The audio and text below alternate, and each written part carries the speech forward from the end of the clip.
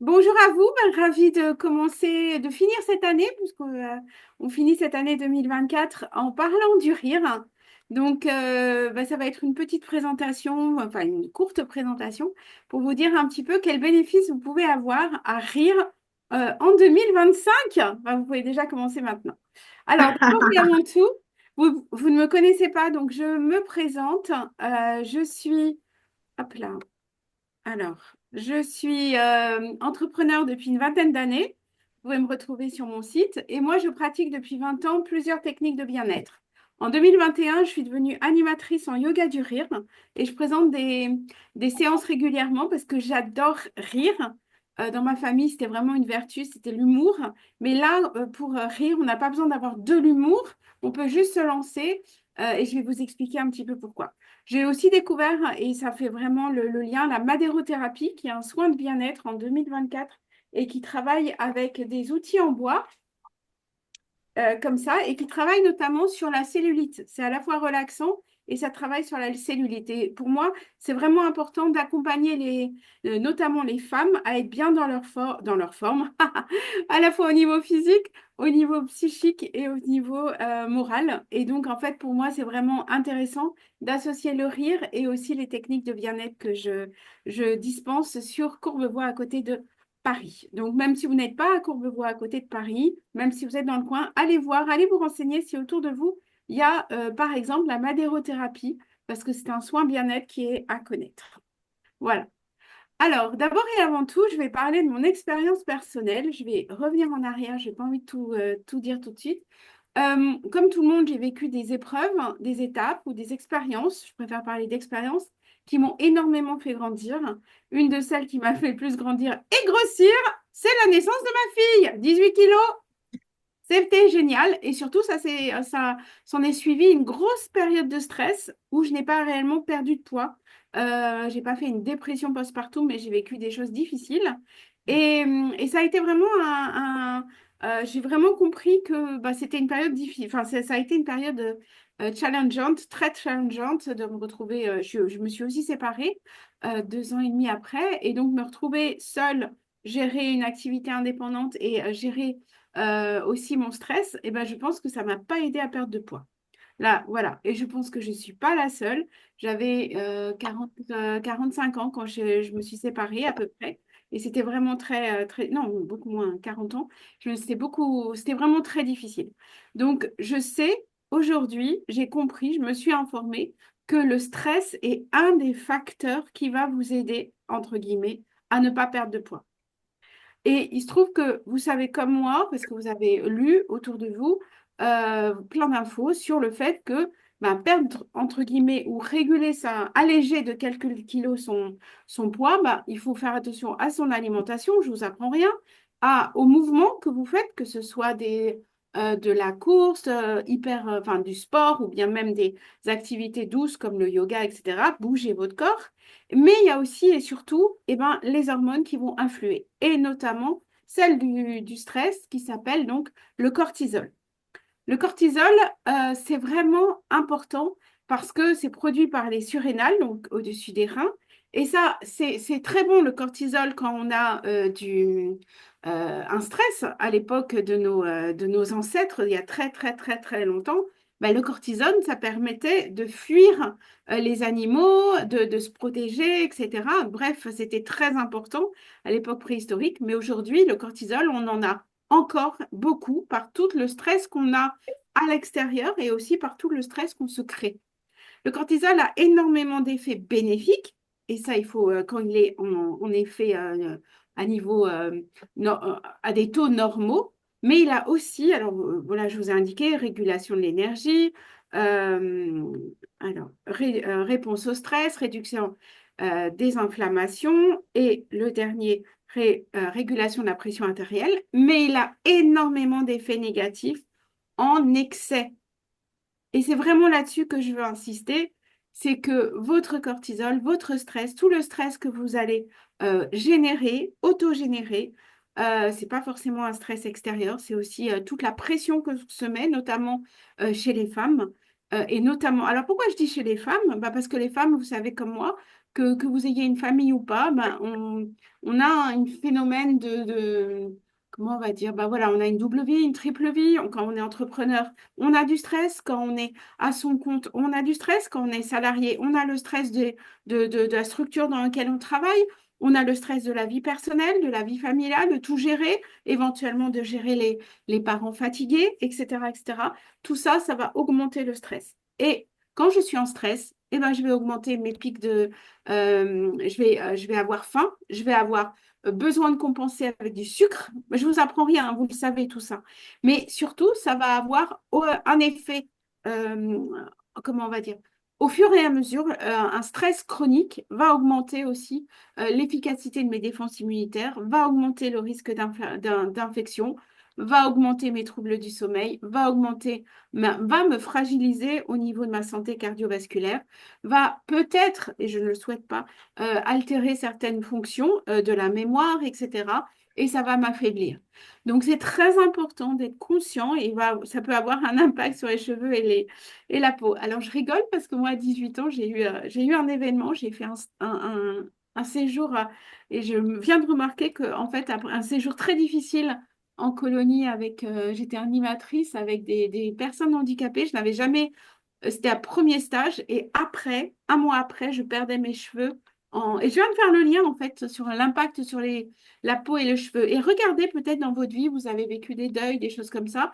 Gros pic de stress, regardez quelle influence ça a eu sur votre corps. Voilà, il ne s'agit pas de se pencher sur tous les malheurs qu'on a eus, mais juste d'être conscient que oui, si le taux de stress, le taux de cortisol est trop élevé dans mon corps, eh bien, j'ai tout un système qui va s'installer et qui va me permettre, enfin, qui va éviter que je sois à mon top. Bon, ça, c'est la version pleurons sur nous. Maintenant, on va voir les choses positives de la vie. C'est que vous avez, versus le cortisol, donc qui est l'hormone du stress, le, les fameux. Alors, les solutions, voilà, comment réguler le cortisol. Et bien, en fait, c'est par exemple pratiquer des activités relaxantes. Respirer, d'abord respirer. Avoir une activité physique modérée. C'est pas la peine d'aller faire le marathon, mais déjà aller marcher tous les jours. Alors moi, je suis pas favorable aux 10 000 pas. Déjà, faites des pas. Après, quand un jour il y en aura 10 000, mais en tout cas, partez un petit peu. Faites attention à votre alimentation. Bon, évitez, cuisinez vous-même, évitez les aliments ultra transformés. Intégrez les avocats, les noix, le chocolat noir à plus de 70%. Évitez les chocolats au lait, hein, c'est bourré de sucre. Et les aliments riches en vitamine C. Et surtout, travaillez sur votre sommeil. Voilà, l'important aussi, c'est que pour réguler mon stress, mon sommeil va être fondamental. Et en dormant mieux aussi, mon corps va récupérer et va m'éviter d'avoir envie de sucre et des choses comme ça. Donc, éventuellement, intégrer une routine apaisante avant de dormir et exprimer, gérer vos émotions. Là, j'ai déjà mis le petit visuel sur les hormones du bonheur. On va y arriver. Euh, et on y arrive tout de suite. Alors, il y a versus le cortisol, l'hormone du stress, ce que j'appelle les doses, c'est les hormones du bien-être. Dose, c'est D comme dopamine, O comme ocytocine, S comme sérotonine et endorphine, le E de endorphine. Donc, toutes ces hormones, elles sont à favoriser. Je vais remettre le petit dessin à côté. Hop.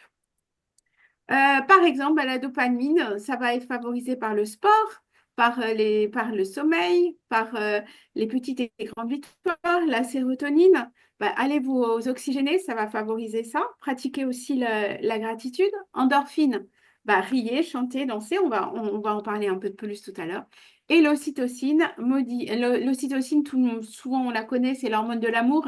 Faites un câlin, c'est vraiment très important. Mais alors, vous allez me dire, ah, mais Cécile, je suis célibataire, je suis toute seule. Vas-y, fais-toi un câlin. D'accord?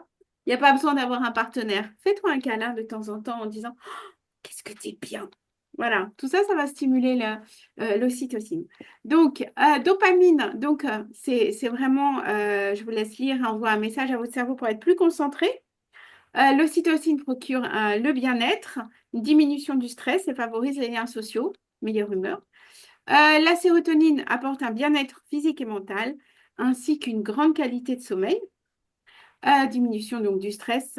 Et l'endorphine, les endorphines diminuent le niveau de stress et de douleur et boostent l'énergie. Il y a un outil qui englobe toutes ces hormones, c'est le rire. Vous ne saviez pas, hein? Et ben voilà, je vais tout vous dire sur le rire. Alors, les vertus du rire, c'est le meilleur médicament au monde. Et alors, réjouissez-vous, il est gratuit, il est disponible à tout moment. Et vous n'avez pas besoin d'une raison pour rire. Vous pouvez rire, et c'est ce que moi je suis, donc comme je te dis, animatrice en yoga du rire. La vertu du rire, c'est qu'on peut rire dans toutes les situations, même les plus dramatiques. Ça ne veut pas dire que je ris de la situation, je ne me moque pas, mais je ris dans la situation. Alors, ça peut être waouh, j'ai crevé un pneu ou je ne sais pas comment résoudre ce problème. J'ai aucune raison de rire. Mais le fait je suis confrontée à un problème, le fait de rire va baisser tout à fait tout de suite mon cortisol. Et c'est ça qu'on cherche. On cherche à réguler, chacun est responsable de ses émotions, et je cherche à réguler mes propres émotions. Je ne vais pas demander à quelqu'un de le résoudre. Moi, j'ai un maître yoga à la maison, c'est ma fille qui a 16 ans. C'est un maître de yoga parce que chaque fois qu'il y a des problèmes, il faut transformer les choses, que ce soit des moments pratiques, des trucs difficiles. Et souvent, le rire est pour nous un des outils, un des atouts pour mieux le gérer, pour mieux gérer le stress. Et très, très vite, on plaisante, on fait quelque chose. Donc, par rapport, alors là, j'ai indiqué toutes les vertus du rire. Donc, je vais vous dire que, par exemple, le rire brûle des calories. Il faut savoir que c'est comme bien rire, c'est comme un yoga léger, c'est comme comme un exercice de yoga. Ça réduit évidemment le stress et le cortisol. Ça améliore la digestion parce que quand vous riez, vous allez, allez-y, riez avec moi. Vous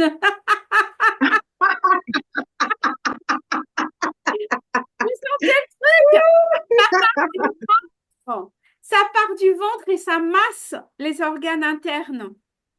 Et là où je suis bloquée, par exemple, au niveau du diaphragme, parce que tout d'un coup, il y a eu trop de stress, je vais détendre mon diaphragme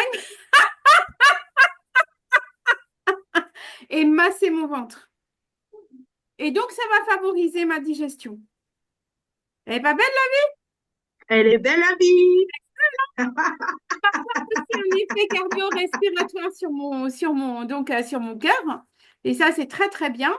Ça va aussi réguler l'appétit. Parce qu'on est bien d'accord que, souvenez-vous que le cortisol, je vais avoir des pics d'envie de manger, tout De ça, grignotage, ouais. le grignotage. Eh bien, évidemment, après cette session, vous aurez toujours du stress. Hein. C'est pas en m'écoutant que vous aurez moins de stress. Mais là, vous pourrez avoir en tout cas, si c'était possible, ce serait super.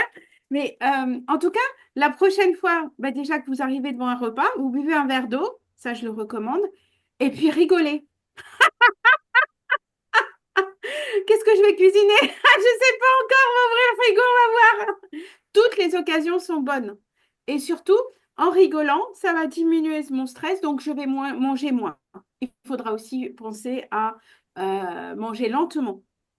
On est d'accord, ça on le connaît. Mais souvenons-nous que le rire, vous l'avez à portée de main à tout moment.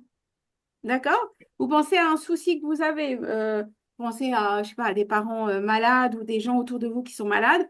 Je n'ai aucun pouvoir sur leur guérison, mais j'ai un pouvoir sur mon émotionnel. Quand je vais aller les voir, si j'arrive en étant en bon état, je vais avoir quelque chose à donner.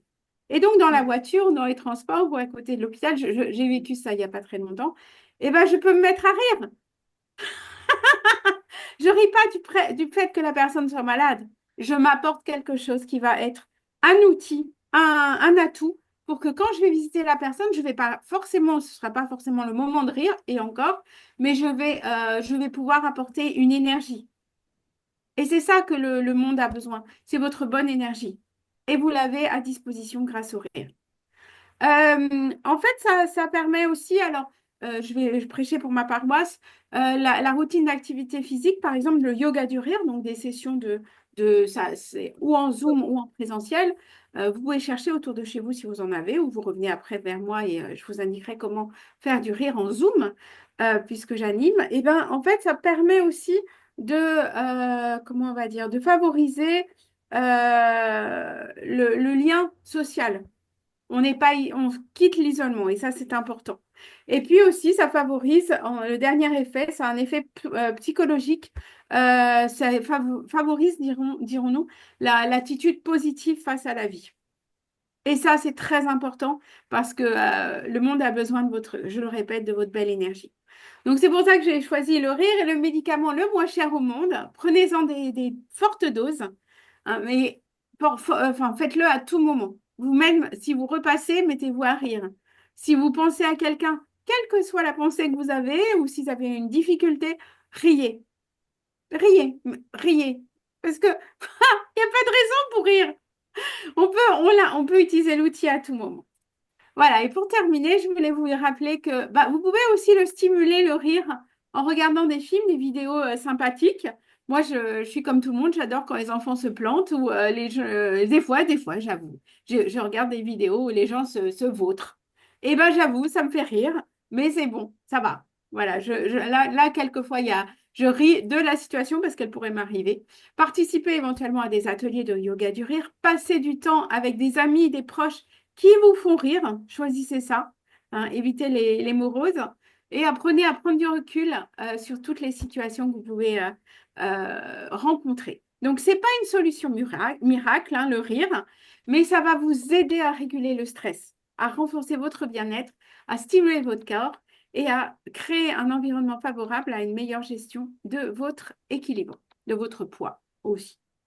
Voilà, je vous remercie beaucoup pour votre écoute. Et surtout, on peut finir par un éclat de rire.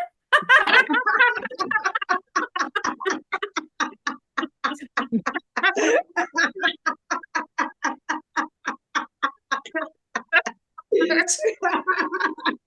Voilà. Merci, Cécile. Merci à vous. Si vous avez des Merci. questions, je suis disponible. On peut peut-être arrêter l'enregistrement.